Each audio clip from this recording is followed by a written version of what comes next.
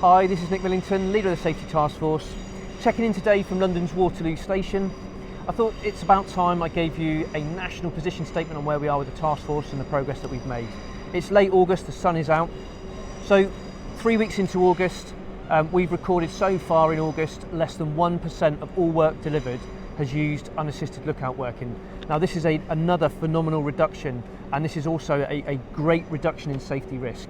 So to all those routes, we've got 6 routes at 0, another 4 routes that are at 1%, and then 3 remaining routes that are below 5%. You've made a massive reduction in safety risk, and well done for everything you've done.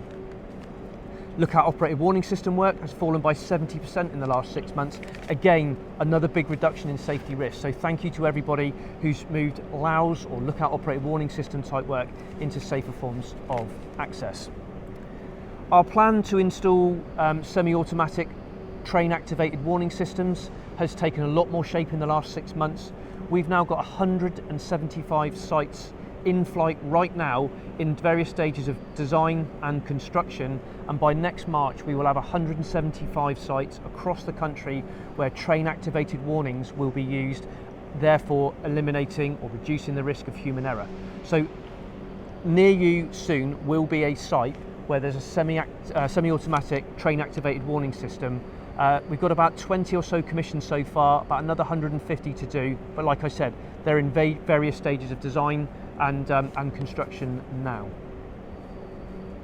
Our rail hub system, so we are trialling a safer and simpler way to plan our work. It's through a new piece of software called Rail Hub, and in the Sanderwell and Dudley delivery unit there is a live trial underway. It started in late July.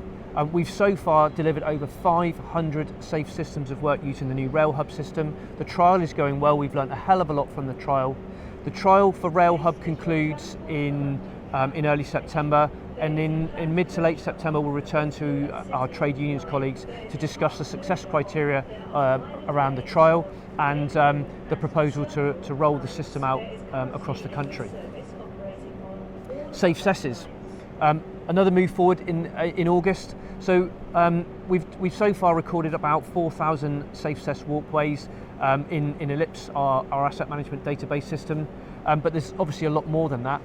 From last week, the My Work app, where all work orders are recorded and then closed, that's been updated, and now there are additional data fields that now capture the protection and warning types for all types of walking. So the reason why we're doing that is simple. We've got £78 million worth of cess walkway investment already budgeted, and we know that we need more. The update to the My Work app will give us very credible management information about where we need to target further investment to keep the walking part of all of our work separate from trains. So thanks to everyone in the delivery units for adopting the new scripts, and you know, this is helping us to help you back. Thank you. Earlier on, I bumped into Andrew Haines here at Waterloo, and I asked him to reflect on our progress over the last 2 years. To be honest, Nick, I can never be proud of the fact that it took people to lose their lives before we took the issue seriously enough. But since then, I'm immensely proud of the pace and the energy and the commitment people have shown, and the fact that we are now a safer railway because of that energy and that commitment is something we all ought to be hugely proud of. So you may well be asking, what's next for the Safety Task Force? Over the last 13 weeks, we spent 1 week per route, 13 routes in total, talking to route and regional colleagues about the next stage of the Safety Task Force plan. In addition to that, in early August, the Office of Road and Rail, our safety regulatory colleagues, have issued an interim update, a progress report on track worker safety. If I combine our route meetings along with the interim report from the ORR, there are 5 key focuses for the next 12 months. The first one is to finalise the reductions in unassisted lookout and LOWs working. We've made phenomenal progress and we are nearly there. It's our final push. Secondly, we've got to focus on the safety of our track worker colleagues when they are walking. So we've got to make sure that we have a very clear understanding of the condition and location of all of our safe cess walkways. We've got to make sure that, that the walking activities, when we get from access point to asset, we've got to make sure that we are absolutely clear that our walkways are clear of scrap and debris, that the walking surfaces are in good condition, or indeed that we do the walking activities in planned line blockages. So we've got a real focus on walking. Having reviewed all of our maintenance work banks now twice, so that's 28 million tasks that we've now reviewed twice in total. We've now got in early September another access application for safe possessions. Now that we've done our homework and we've done our work bank reviews, now is the time to make sure that we make good, well-reasoned applications for safe access in the engineering access statement, which opens in approximately 2 weeks' time. So another key focus there. Additional protection for line blockages, another key focus point. So far, we've raised additional protection from 6% to 34% of our planned line blockages. We take about 25,000 line blocks every 4 weeks.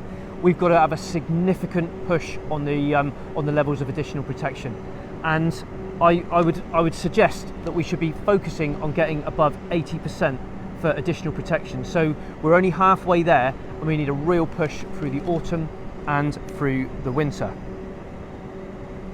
Also, all of the things that we've done so far, so the work bank reviews, the lookout work reductions, the signal workload, all of this has got to be perpetually kept up to date. So by July of next year, we've got to be able to demonstrate that we can sustain this new way of working.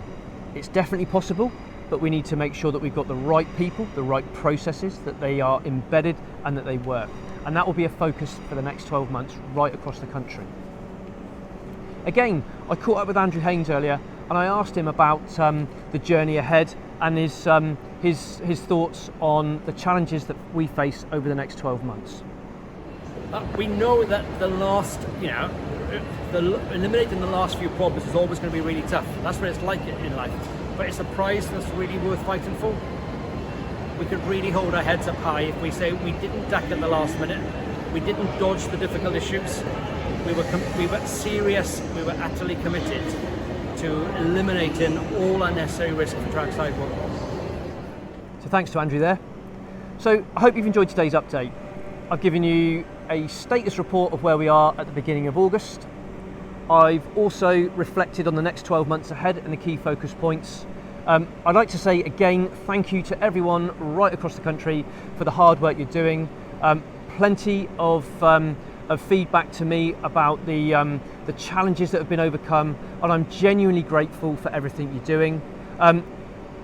We have reduced near misses to track workers by 70% in 24 months. That is a phenomenal safety improvement, and it's all down to the hard work that you're all doing right across the country. So like I said, thanks for what you've done. Keep going, and I look forward to catching up with you soon. All the best. Bye bye.